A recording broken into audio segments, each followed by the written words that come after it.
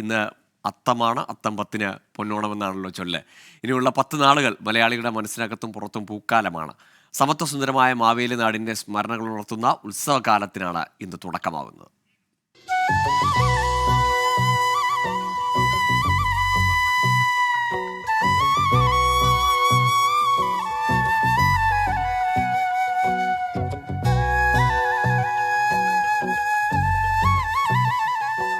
മഴ തോർന്ന് ചിങ്ങവയിൽ പരക്കുമ്പോൾ തൊടികളിൽ പൂമുട്ടുകളുടെ പുഞ്ചിരി കാണാം.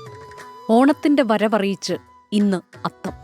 തിരുവോണാഘോഷത്തിലേക്കുള്ള ഐശ്വര്യത്തിന്റെയും സമൃദ്ധിയുടെയും 10 നാളുകൾക്ക് ഇന്നാണ് തുടക്കമാകുന്നത്. കള്ളവും ചതിയും പൊളിവചനങ്ങളും ഇല്ലാതിരുന്ന സമ്പൽ സമൃദ്ധമായ കാലത്തിന്റെ ഓർമ്മ പുതുക്കൽ.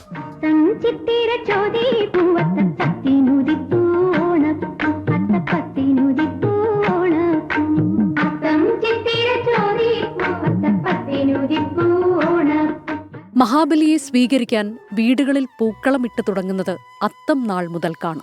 തൃക്കാക്കരയപ്പനെ എഴുന്നള്ളിച്ചിരുത്താൻ വേണ്ടിയാണ് അത്തപ്പൂക്കളം ഒരുക്കുന്നതെന്നും ഐതിഹ്യമുണ്ട്.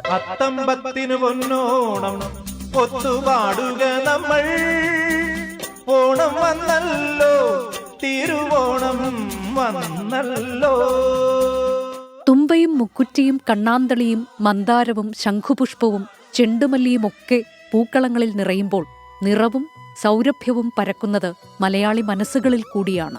കാർഷിക സംസ്കൃതിയുടെ പഴയ നല്ല നാളുകളുടെ ഓർമ്മകളിലേക്കുള്ളൊരു സഞ്ചാരം കൂടിയാണ് നമുക്ക് ഓണദിനങ്ങൾ.